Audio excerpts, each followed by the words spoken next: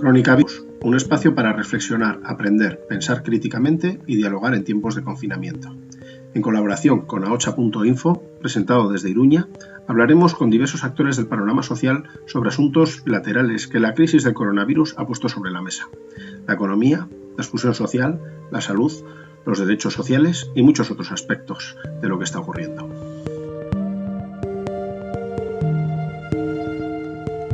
La pandemia del coronavirus se está acelerando. La advertencia llega desde la Organización Mundial de la Salud. El organismo registra más de 300.300 casos confirmados. 300.300 confirmados. Le directeur général de l'OMS, l'Organisation mondiale de la santé, a appelé l'Afrique à se réveiller face à la progression de l'épidémie. عدد الإصابات في العالم بفيروس كورونا من 600,000 بينما تجاوز عدد الوفيات جراء الفيروس.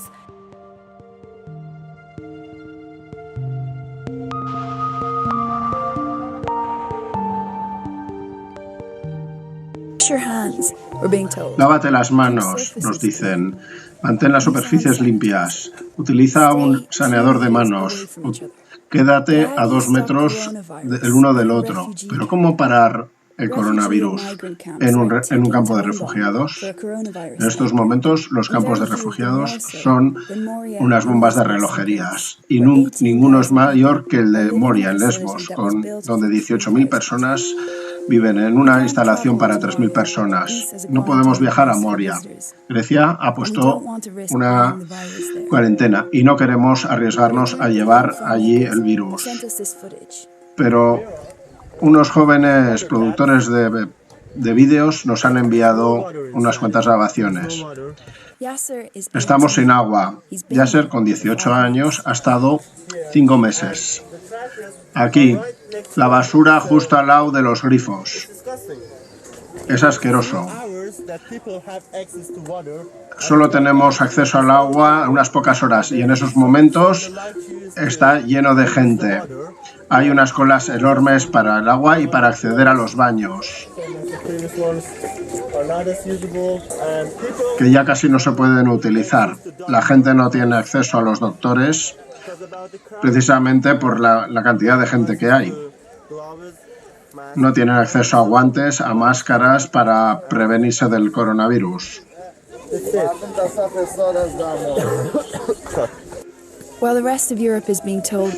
Mientras que el resto de Europa se le dice que se quede en casa, aquí la gente tiene que aglutinarse alrededor de un camión para obtener agua potable y comida. Y como muchos sitios en Europa, las tiendas de Lesbos se están quedando sin material de limpieza ni jabón. Y esa situación va a golpear duramente al campo de refugiados. Aquí vemos las duchas de hombres totalmente sucias, muchas colas esperando para ducharse. Y aquí en los lavabos también tan sucios como las duchas. Un grupo de gente viviendo aquí están haciendo lo que puedan para prepararse contra la irrupción del coronavirus. Din Mohammed, un farmacéutico de Afganistán. La OMS dice que las máscaras de algodón no son efectivas, pero al menos es algo. Esta es nuestra fábrica y estos son nuestros voluntarios. Hello, guys. Hola, chicas. Médicos Sin Fronteras están trabajando aquí y preparándose para lo peor. ¿Os preocupa que cuando el gobierno tenga que gestionar esta pandemia, los refugiados migrantes puedan quedarse atrás? Sí, esta es la gran preocupación. Si la gente se pone enferma, sabemos que tienen que estar en autoaislamiento y esto es imposible en Moria. Entonces, esta es la peor situación que se pueda ver si hay una irrupción en Moria. El gobierno griego dice que se va a colocar contenedores de aislamiento, pero Médicos Sin Fronteras dice que no es suficiente. Llaman para retirar a las personas enfermas y las mayores y tener mejores de salud. Mientras tanto, la gente hace lo que puede para dejar el virus fuera. Este audio que habéis escuchado es una traducción, seguramente mejorable, de un pequeño reportaje que produjo la BBC. Podéis ver el original en la descripción que os dejamos aquí debajo. Ante la imposibilidad de acudir en persona al campo de refugiados de Moria, la periodista Stephanie Hegarty de la BBC se puso en contacto con varios refugiados productores de vídeo que le enviaron imágenes desde el interior del campo. Yasser, un joven de 18 años que lleva 5 meses en Moria, acompañado por la cámara, muestra el infierno en el que viven cerca de 18.000 personas. Para hablar más en profundidad de ello y de mucho más, tenemos hoy con nosotros a Ibai Arbi de Aza. La casualidad quiso que, tras 4 años y medio de estancia mía en Grecia, llegara él a habitar a la capital helénica Ibai Arbi. Y cuando tuvimos la oportunidad de conocernos, gracias a la charla que organizó Sabaldi en Iruña recientemente, bromeábamos sobre la posibilidad de habernos incluso cruzado en los aviones que nos llevan respectivamente a él de la península a Atenas y en mi caso de Atenas a la península. Ibai nació en Baracaldo, aunque vivió la mayor parte de su infancia en Loiu, donde estudió Derecho. Militó en Hemen Eta Munduan, la plataforma vasca contra la globalización, y luego en Barcelona estuvo 7 años ejerciendo su activismo como abogado y defendiendo las causas de centros sociales. Hace ya 6 años que es una voz autorizada sobre todo lo que sucede en Grecia. Reside en Atenas y ha reconvertido su profesión a la del periodismo. Ha fundado Muzungu, una productora de vídeo que mantienen desde Atenas, México y Madrid, y que, entre otras muchas cosas, colabora con el canal de noticias Telesur. Desde su casa en Atenas tuvo la amabilidad de darnos una entrevista que no tiene desperdicio. Bueno, pues Kaixo Ibai y ongi etorri. Kaixo, eskerrik asko. Bueno, apenas hace unas semanas estuviste relatando la situación que se generó en Lesbos y en Chios, una vez que Erdogan abrió las fronteras, y tanto en la frontera continental, en el río Ebro, que separa Turquía de Grecia, como en Lesbos, los refugiados que, producto de un acuerdo entre la Unión Europea y Turquía, habían estado en campos de refugiados en Turquía, volvieron a intentar cruzarla. Tanto en Lesbos como en Chios se produjeron virulentas reacciones, con piquetes fascistas agrediendo a refugiadas y trabajadoras de ONGs y periodistas. Queremos que nos cuentes tu experiencia, ya que estuviste allí, pero en primer lugar, ahora que el foco mediático ha abandonado la frontera greco-turca, ¿cuál es la situación actual? Sí, la frontera... tenemos que distinguir dos situaciones que, aunque están obviamente vinculadas por el contexto político y geoestratégico de Grecia, Turquía y la Unión Europea en general, son diferentes. Por un lado, Evros, la frontera terrestre, es donde se concentró la mayor parte del movimiento de la gente que quería salir de Turquía. Aquí hay una guerra de cifras, porque dentro de este conflicto, como en todos los conflictos, también hay parte de información y hay parte de una guerra de propaganda por parte de ambos lados, en la que los periodistas tenemos que intentar cribar y distinguir el grano de la paja, ¿no? Lo que es cierto es que miles de personas llegaron a la frontera, no son ni de lejos 70.000, como decía el gobierno turco, ni tampoco son unos pocos miles, como decía el gobierno griego. Las voces de los periodistas de los que me fío, que estuvieron allí todos los días, hablan de aproximadamente 17.000 personas. Creo que es una estimación que puede ser razonable. En todo caso, debido al coronavirus, estas personas han sido trasladadas a campos de refugiados en Anatolia y por lo tanto ya no están cerca de la frontera, pero el gobierno turco ha anunciado que cuando pase la crisis sanitaria volverá a abrir sus fronteras. Este abrir sus fronteras también tenemos que matizar, en realidad no debería ser nada extraordinario, es decir, nos sorprende como europeos que Turquía se niegue a retener dentro de su territorio a ciudadanos que no son turcos. Es decir, es como si dijéramos que Francia abre sus fronteras por el hecho de permitir que ciudadanos alemanes salgan de Francia, por ejemplo. Es decir, ante terceros países, la Unión Europea actúa siempre con reglas que nunca aceptaría para sí mismas. Y esto ha originado también que la llegada a las islas, tanto a Chios como a Lesbos, también a Kos, también a Samos, también a Castellorizo, es decir, a todas las islas cercanas al territorio turco, hayan visto un aumento de llegadas. En el caso de Lesbos llegamos a ver en un día que llegaban más de 500 personas. Esto no era habitual, pero solo este aumento de llegadas no explica la situación de las islas y la situación de los campos. Hay que tener en cuenta que desde el cambio de gobierno del gobierno griego, de Nueva Democracia, con su llegada el año pasado, en verano de 2019, cambiaron los criterios por los cuales los refugiados que están en las islas pueden ser trasladados al continente. Las leyes europeas determinan que los refugiados o los solicitantes de asilo que llegan a un país no pueden salir de ese país mientras se tramita su solicitud, es decir, tienen que estar en Grecia, pero antes el gobierno anterior de Syriza permitía, con criterios no muy claros y que a veces daban desde luego lugar a la arbitrariedad, pero en todo caso la mayoría de los refugiados podían salir de las islas y ser trasladados a campos de refugiados en el continente que tienen muchísimo mejores condiciones. Esto se detuvo hace 6-7 meses y por lo tanto el aumento de llegadas de marzo se ha sumado a las llegadas que había habido durante los 6 meses anteriores, que habían hecho que los campos estuvieran ya completamente sobrepasados en su capacidad. Por dar unos pequeños datos, el campo de refugiados de Moria tiene capacidad oficial para 3.500 personas y viven casi 21.000 personas en ese campo. En el caso de Samos hay casi 8.000 personas viviendo en un espacio que no tiene más de 1.000 plazas. Esto hace que, por ejemplo, en el campo de refugiados de Samos haya casi tantos habitantes como en la capital de la isla, que está justo enfrente del campo. Esto ha hecho también que la población local sienta abandono por parte tanto de Atenas como de Bruselas. Es decir, ha habido muchas manifestaciones de gente que no es explícitamente racista o que incluso que hace 4 años estaba trabajando en labores de rescate, estaba ayudando a refugiados. Hay consenso en las islas de que la sensación de abandono ha provocado una situación que es insostenible, eso es.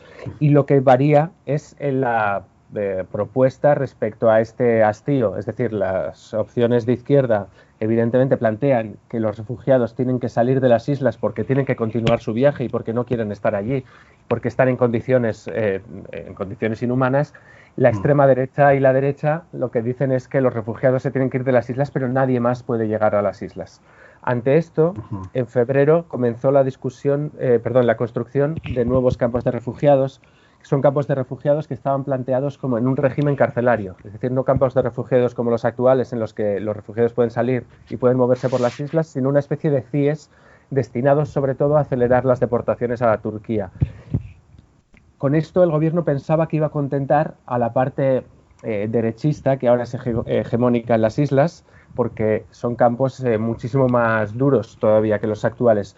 Pero lo que provocó fue lo contrario, fue una reacción prácticamente unánime dentro de las islas y se vieron manifestaciones enormes y huelgas generales en las islas en las que participó desde la extrema derecha hasta el Partido Comunista, pasando por Andarsía, el Syriza, es decir, todas las sensibilidades políticas, juntos pero no revueltos, digamos, todos en contra de los campos nuevos, pero por distintas razones.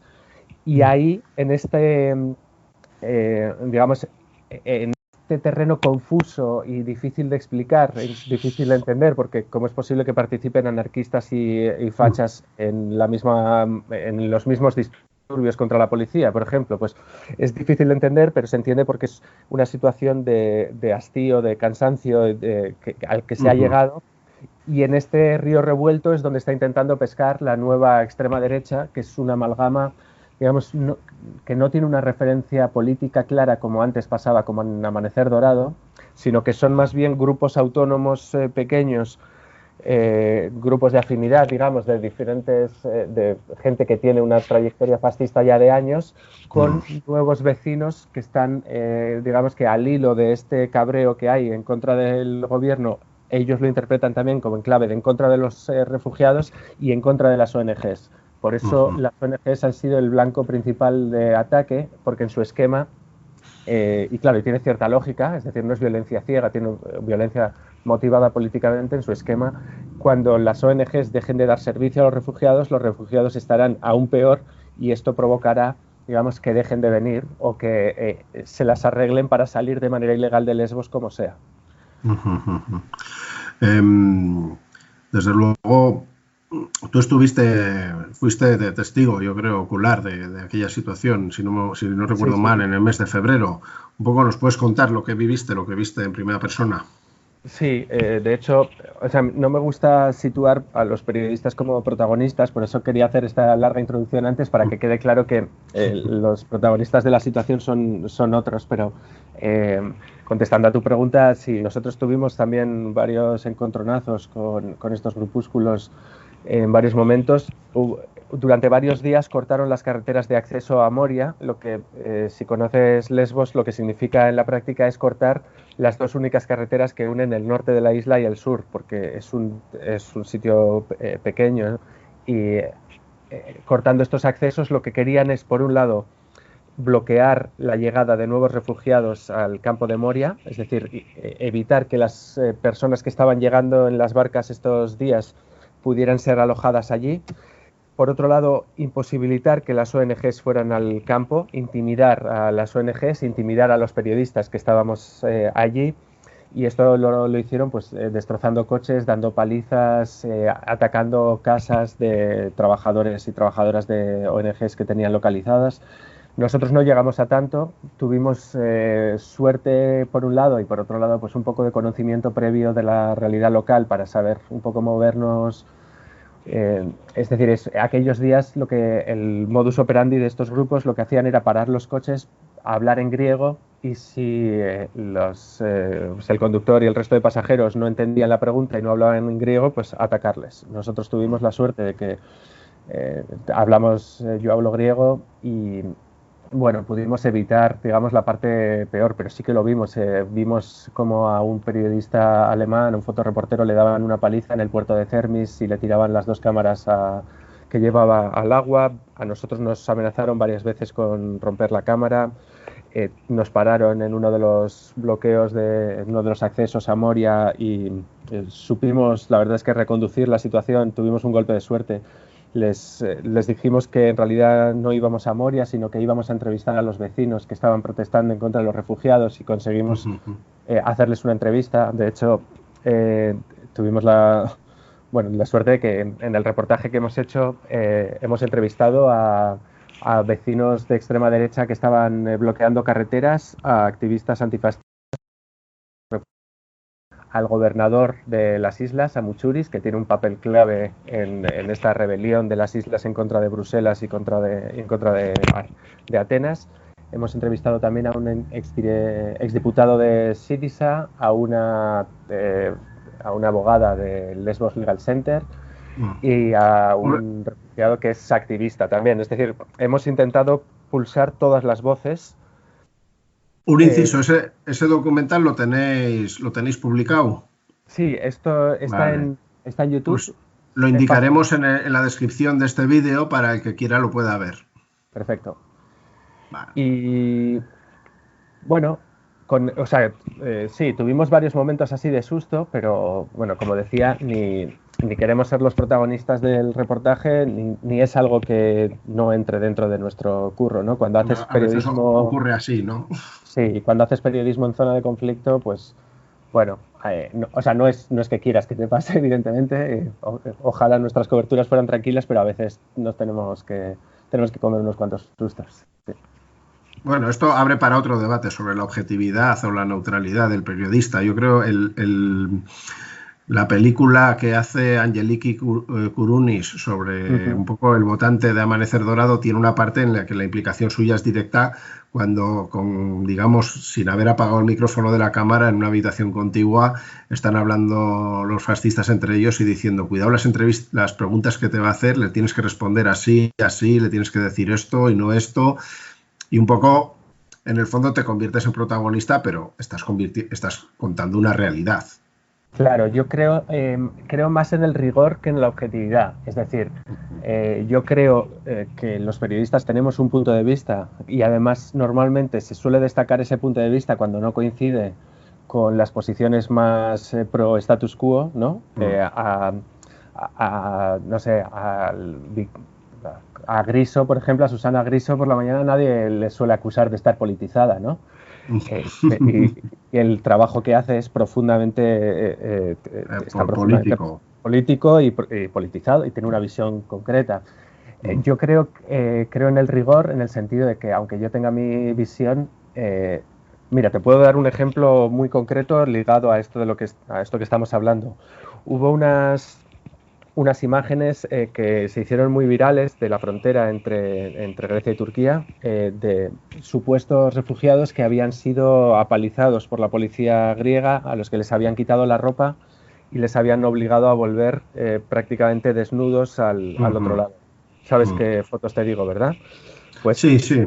Estas fotos, su sentido supuesto, es decir, la denuncia de las malas prácticas y de la brutalidad policial de la policía griega, coincide perfectamente con mi visión. Pero cuando digo que soy más partidario del rigor que de la objetividad, me refiero a que, aunque coinciden supuestamente con mi objetivo, yo estas fotos no he encontrado ninguna fuente mínimamente fiable que verifique que realmente existieron y que realmente son de este lugar. Son fotos distribuidas únicamente por la agencia semioficial turca Anadolu, y no ha habido ningún otro de los cientos periodistas que había allí que haya podido verificar que esto haya ocurrido, y por lo tanto pues, yo estas fotos no solo no las he difundido, sino que las cuestiono. Aunque teóricamente pudieran ayudar a la visión que yo tengo de criticar a las fronteras, ¿no? Y creo que es un ejemplo, entre otros muchos, que podríamos sacar, en el sentido de que yo evidentemente tengo una visión, pero yo quiero que el trabajo que yo hago no sea un trabajo de propaganda, sino un trabajo de periodista. Es decir, que lo que yo cuento sea veraz, sea riguroso, y otra cosa es que tenga un punto de vista, y eso evidentemente no lo es. El hecho de que me encaja perfectamente que en un momento dado una patrulla policial griega desnude a unos migrantes, teniendo en cuenta el perfil ideológico que tiene la policía griega, que visto en resultados electorales en los barrios donde están las comisarías más fuertes de Atenas era el 50%. Sí es cierto que eso se puede volver boomerang, en el sentido de que ya hubo un caso en Grecia en el que aparecían unos matones de Amanecer Dorado en el pasillo de un hospital, y estaba bastante bien montada la foto, circuló por redes, y luego sacaron la foto original y eran matones de Amanecer Dorado con banderas, no eran con palos, pero estaban andando por la calle, y se había hecho un montaje, un recortado, y les habían puesto como que fueran buscando a migrantes en los hospitales para sacarlos a palos, ¿no? Entonces eso se volvió boomerang a quienes estaban intentando criminalizar aún más de lo que ya se tenía que criminalizar a Amanecer Dorado, y Amanecer Dorado se mostraba víctima de manipulaciones, de propaganda de la izquierda malvada, cuando son unos chicos muy majos que ayudaban a las señoras mayores y que repartían comida. Claro, es un ejemplo muy bueno en ese mismo sentido. Es decir, si nosotros tenemos una visión del mundo, creo que muchas veces basta mostrar cómo son las cosas, no hace falta exagerar ni un poquito, que bastante terribles son ya. Sí, ¿no? Y además que es factible que si de repente hubiera una foto que pusiera en duda aquellas de los refugiados desnudos cruzando el Esto, pues se volvería boomerang, ¿no? Como para decir, totalmente. Mira, no es propaganda, no sé qué. Muy bien, ahora ya estás en Atenas, ya me imagino que con el confinamiento, que también está en marcha en Atenas y en Grecia, pues es imposible llegar a Lesbos, pero estoy seguro que tienes tus contactos, tienes tus relaciones, y que como tú eres de culo inquieto, estarás en relación y tendrás un feedback de lo que ocurre allí. Sí, de hecho hablo varias veces al día con gente que está allí. Tengo tanto un amigo que está trabajando dos amigos, de hecho, que están trabajando como médicos en Moria, una amiga que está trabajando en un proyecto de mujeres también allí, y luego tenemos una red también de refugiados y refugiadas que ahora ya son evidentemente más que fuentes, son amigos también, y que nos cuentan lo que pasa allí. Ocurre lo siguiente: la única medida posible para frenar el virus es el aislamiento. En esto no hay duda, estamos de acuerdo, y por lo tanto suena razonable que haya que aislar a los campos de refugiados. El problema es el siguiente, es que una vez aisladas, esas 21.000 personas que están dentro no pueden mantener ni las mínimas medidas de seguridad, ni las mínimas, no tienen ni siquiera acceso a la mínima higiene. ¿Cómo se le puede decir a alguien que se lave las manos continuamente cuando no hay jabón. No hay gel con alcohol antibacteriano, etcétera. No hay acceso al jabón prácticamente. No hay posibilidad de mantener la distancia de seguridad porque hay colas para todo. Colas para ir al baño, colas para ducharse, colas para comer, colas para el agua potable de 2 o 3 horas. Las tiendas no cumplen las medidas higiénicas, medidas de salubridad mínimas. El hacinamiento es total. Por lo tanto, lo que originan estas medidas de aislamiento, en realidad, es que sean percibidas como un castigo encubierto. Al final, no se han construido los nuevos campos, pero los campos actuales se han convertido en campos cerrados, en campos en régimen carcelario del que los refugiados y refugiadas no pueden salir. Y esto está originando problemas de convivencia internos muy fuertes.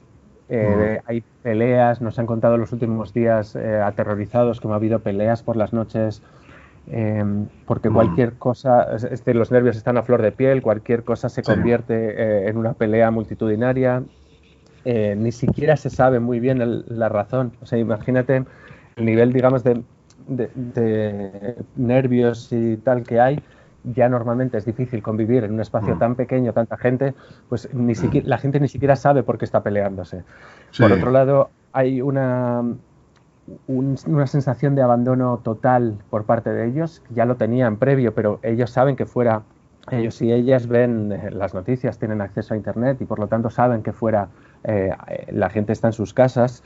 Yo cada vez que hablo con Khalid, con un amigo somalí mío, por ejemplo, me da hasta apuro contarle que llevo 18 días metido en casa en confinamiento porque él no tiene casa. Él vive en una tienda de palés y plásticos.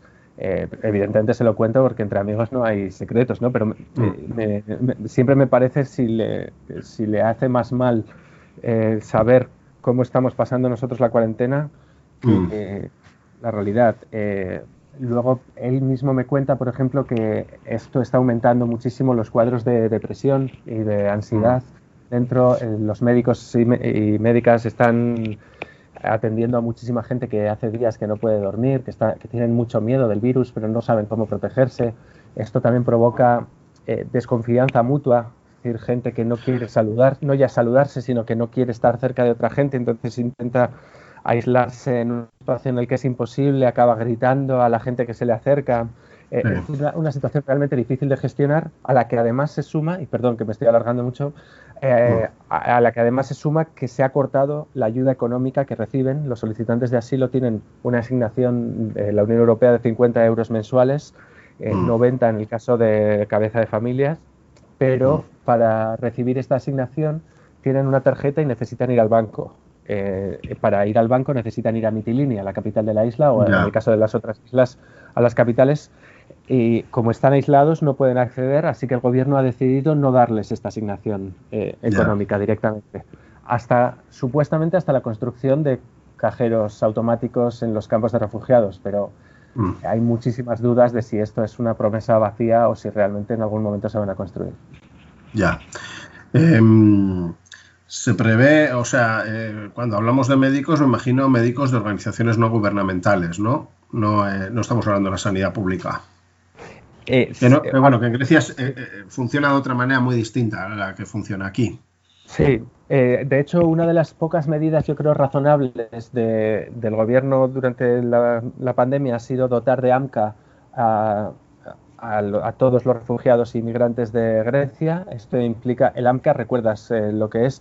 Es una especie de número de la seguridad social, vale, que es el que te da acceso a tener la tarjeta sanitaria. Vale. Es una especie de... Ya sabes que tú has sufrido, como yo, más la administración griega y sabes que explicar con un mínimo de racionalidad cómo funciona la administración es una tarea bastante complicada. Es muy complicado. El AMCA es una especie de número que sirve como una mezcla de número de seguridad social o número de identificación fiscal, pero que no tiene que ver con el permiso de residencia, pero que sí que es el que posibilita tener tarjeta sanitaria para ir al hospital. Entonces, teóricamente ahora todos los migrantes y refugiados y todas las migrantes y refugiadas pueden ir a los hospitales, pero en la práctica están completamente aislados en los campos de refugiados y por lo tanto tampoco tienen acceso. Las ONGs han dejado de funcionar, les han prohibido funcionar durante la pandemia. Solo pueden acceder equipos médicos, equipos sanitarios de algunas ONGs. La ONG más grande que sigue funcionando en Lesbos es MSF, Médicos Sin Fronteras, pero hay otras 3 organizaciones médicas que están prestando sus servicios dentro del campo y también fuera. Y en el resto de islas ocurre algo parecido. No hay muchísimas actividades de ONGs, lo cual también es algo negativo para la salud mental y para el día, ¿no? Para pasar el día de las refugiadas y los refugiados, pero algunos equipos médicos sí que están entrando. Yo creo de todos modos que no es por endulcorar el relato, que no es lo que nos interesa. Quiero decir, el campo de Moria es un infierno en la tierra. Pero es cierto que existen ciertos niveles autoorganizativos, ciertos empoderamientos, podríamos decir, que se están produciendo entre los refugiados. En el vídeo que hemos comentado y que mostramos en la descripción, se ve pues como hay una pequeña fábrica donde están haciendo máscaras de algodón, que si bien no son muy efectivas, pues ya son una barrera al posible contagio. Se ve que hay una cierta capacidad autoorganizativa desde lo social, desde el bienestar común, que yo creo que está bien también contarlo, ¿no? Que no nos podemos quedar solo con mira qué desgracia, qué horror, sino que no, voy a decir la basura, no me refiero a la basura como las personas que están allí, sino ese espacio y esa estructura que hay ahí montada, pues salen muchas flores, ¿no? Yo creo que está bien ponerlas en valor también. Sí, efectivamente, y además me alegra mucho que lo digas porque es un enfoque que yo suelo emplear, pero que ahora, llevado tal vez por la indignación de las condiciones en las que estaba dejando de lado, y me gusta que lo recalques. Efectivamente, hay un montón de capas de autoorganización en estos espacios. Algunas son más informales, otras más formales. Estoy pensando, por ejemplo, en el caso de algunas de las mujeres que están tejiendo las mascarillas. Tienen un espacio de autoorganización que es súper potente, en el que afrontan desde sus necesidades vitales básicas o necesidades materiales básicas, que incluye, por ejemplo, el acceso a compresas o a bienes de higiene a los que no es fácil de acceder, pero también a través del reparto de estos bienes de primera necesidad, por ejemplo, consiguen llegar a un montón de mujeres que les explican pues desde situaciones de violencia sexista, violencia intrafamiliar, hasta casos de violencia sexual cuando van a los baños, a sus problemas, también su choque cultural. En la mayoría de ellas son afganas, y la imagen de una mujer afgana que se tiene en Europa es como de una mujer sumisa que lleva burka y que no tiene personalidad. Y está completamente alejado de la mayoría de los casos de las mujeres que llegan. De hecho, uno de los casos más habituales para las mujeres afganas para exiliarse solas es escapar precisamente de las estructuras patriarcales y familiares. Claro. Y hay muchas mujeres que están viajando solas precisamente porque no quieren casarse, porque quieren ser independientes, porque quieren trabajar. A este tipo de mujeres, encontrar este espacio de autoorganización les está pues literalmente salvando la vida en algunos casos, porque están creando. Hay otros casos en los que también participan hombres y mujeres, de espacios organizados, por ejemplo, pues para cargar el móvil. Es algo tan que puede parecer banal, pero si hay un enchufe para 500 ya se convierte en algo mucho más complicado. Claro, porque es fundamental mantenerte en contacto con las personas que están fuera, ya sea con sus familias, ya sea con sus amigos y amigas, ya sea, es decir, mantener la esperanza pasa muchas veces por esta pequeña pantalla, ¿no? También, en muchos casos, el dinero, porque muchas y muchos de ellos tienen familiares que han conseguido el tránsito migratorio, acabarlo mucho antes, y tienen pues la posibilidad de que les envíen dinero a veces. Es decir, el acceso al exterior es muy importante, y hay varios proyectos de lugares donde con placas solares, etcétera, pueden cargar sus móviles. Hay también una autoorganización informal, a medio camino entre lo formal y lo informal, por comunidades.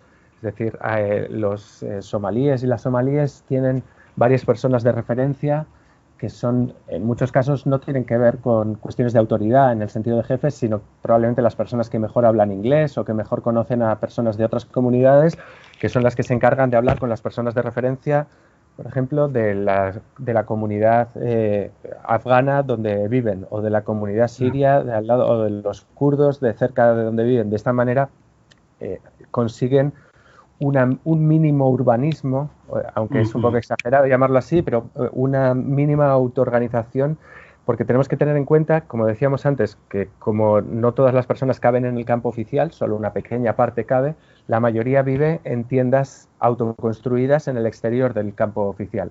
Estas tiendas, cuando eran muy pocas, pues no hacía falta ningún tipo de organización, simplemente cada uno ponía la tienda donde quería. Ahora los olivares de alrededor del campo están completamente llenos y hace falta pues construir hoyos para cuando llueve, para canalizar el agua, escaleras para acceder de manera fácil a la parte de arriba de los olivares, mantener algunos espacios que son las calles para que no todo se llene de tiendas y sea posible ir de un lugar a otro. Es decir, hay una organización mínima que hace falta, y esto se hace pues también a través de la autoorganización. Las ONGs solo actúan en una parte del olivar. La parte derecha está organizada con tiendas más grandes proveídas por ONGs, pero la parte izquierda, por ejemplo, es completamente autoconstruida y completamente autoorganizada. Esto tiene una parte, digamos, de conflicto, como decíamos antes, de convivencia fácil de entender, ¿no? Cuando hay mucha gente viviendo en condiciones muy difíciles, pero también una parte muy bonita en la que la solidaridad, el apoyo mutuo, pues también está presente. No, y quiero decir que eso termina salvando vidas, porque si todo se centra en el horror, pues podría haber muertos en cantidades altas todos los días, porque 18.000 personas, repito, o 21.000, como has dicho tú, para un espacio pensado, unas instalaciones pensadas para 3.000 personas, es que son el lugar perfecto, vamos, son para la tormenta perfecta. Sí, claro. Iba a volver ahora ya un poco también, volver la hoja a otro nivel, hablar un poco de los griegos, ¿no? Y de cómo se vive en Grecia, tanto en Atenas como en el resto del país, porque Grecia sale de 10 años de políticas austericidas y ahora viene un confinamiento que amenace con cargarse la temporada turística, que es, me atrevería a decir, el 60% o el 70% del PIB griego. Y bueno, ¿cómo se vive? ¿Existen medidas que ha tomado el gobierno de Mitsotakis para, tipo pagar los ERTEs o hacer retribuciones económicas en cambio de la parada económica? Y luego, no sé si se ve también un apretaje de tuercas después de todo esto, porque claro, habrá que pagar todo lo consumido. Pues mira, precisamente conectándolo con la medida, o sea, con una de las primeras preguntas, evidentemente ni tus simpatías ni las mías pasan por Nueva Democracia, pero vamos a reconocer que hay algunas cosas que han estado muy bien hechas en esta crisis, y luego vamos a llegar a las terribles, que también las hay. Se han tomado medidas de confinamiento mucho antes que en otros países, y esto ha frenado de manera muy efectiva la expansión del virus. Voy a hacer un inciso. Si alguien ha visitado un hospital griego, puedo entender que muchos ciudadanos griegos las hayan aceptado de mucho gusto por no verse en esa tesitura.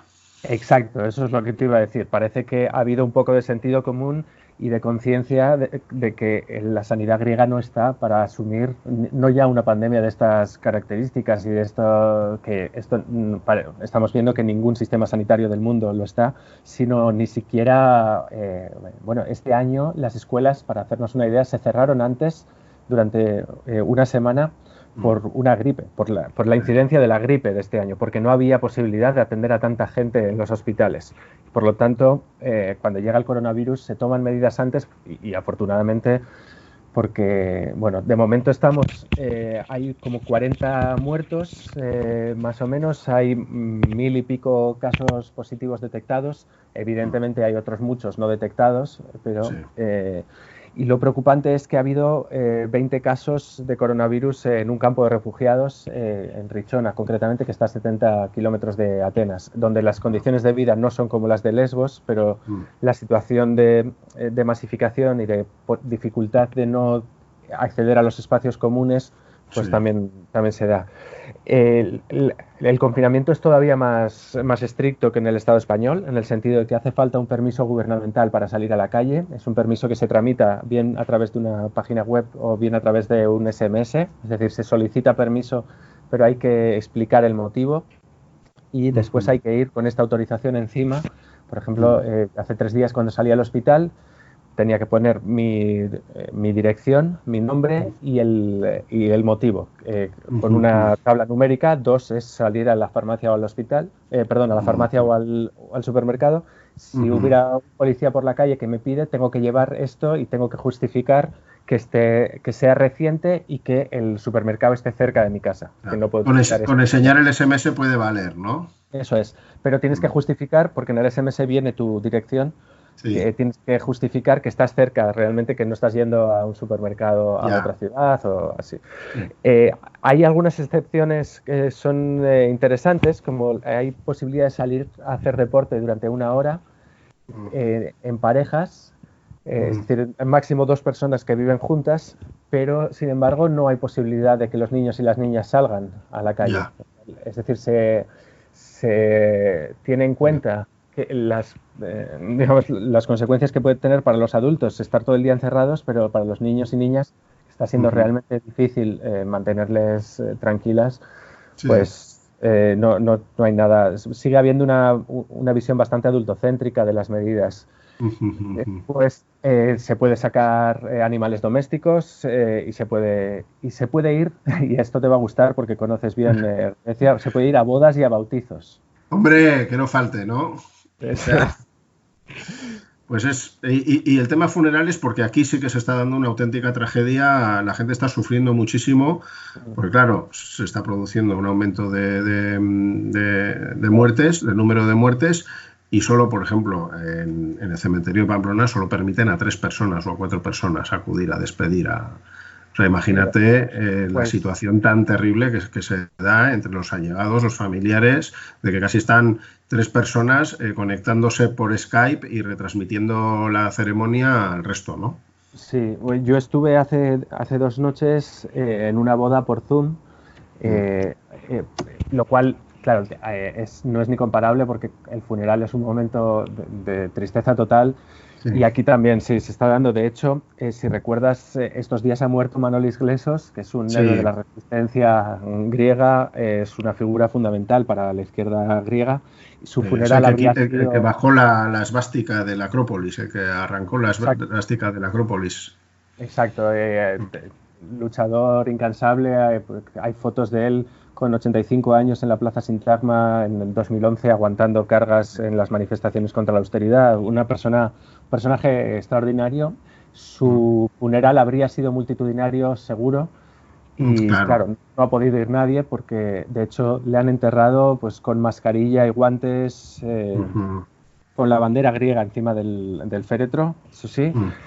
Pero bueno, es un ejemplo de que los entierros no se están pudiendo hacer como a las familias les gustaría.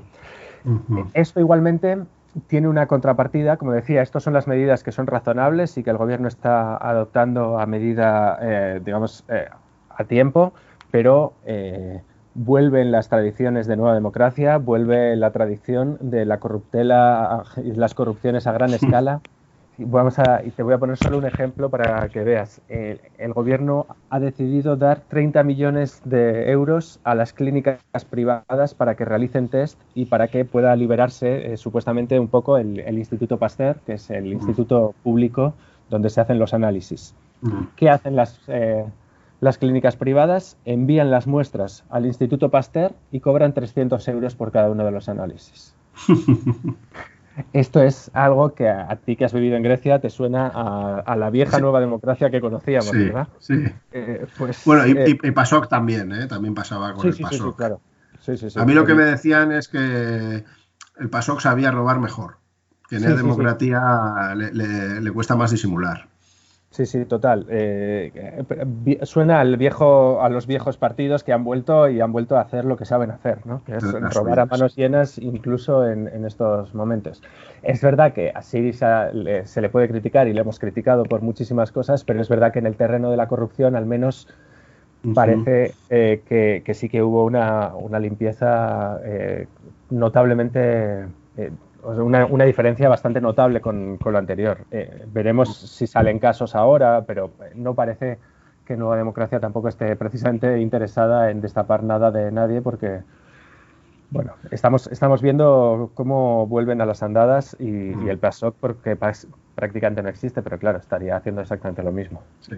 Se habla de qué medidas se va a tomar en el futuro para pagar esta factura, o todavía no está sobre la mesa esa discusión. No, de hecho, se han prohibido los despidos. No ha habido, de momento no está habiendo ERTEs, sino permisos retribuidos por parte del Estado. Es decir, no tiene como forma de ERTE, pero en la práctica es un ERTE. Ha habido la aprobación de una paga mensual de 800 euros para autónomos y para las personas que se queden sin ingresos por culpa del coronavirus. Es decir, medidas que nunca habríamos pensado que fueran adoptadas por un partido como Nueva Democracia. Suena a renta básica casi. Claro, sí, para el estándar griego es un avance de la leche, pero veremos después cuál es la contrapartida, es decir, qué medidas políticas. Nueva Democracia no se ha atrevido a decirlo porque bueno, supongo que lo que menos quieren ahora es un descontento político y que esto se les pueda ir de las manos, pero de momento esta es la situación más o menos. Muy bien, Ibai, pues muy agradecidos, muy interesante la entrevista, y nos despedimos agradeciéndote el tiempo que te has tomado por participar en esto y seguir pues enriqueciéndonos con esa capacidad que tienes de tanto de explicar, de casi que vemos lo que nos cuentas, ¿no? Muchísimas gracias. Yo sé que a ti no te hace falta porque conoces Grecia mejor que yo, pero espero que les haya parecido, a la gente que nos escuche, que les haya parecido interesante. Un abrazo muy fuerte. No tengo ninguna duda. Gracias.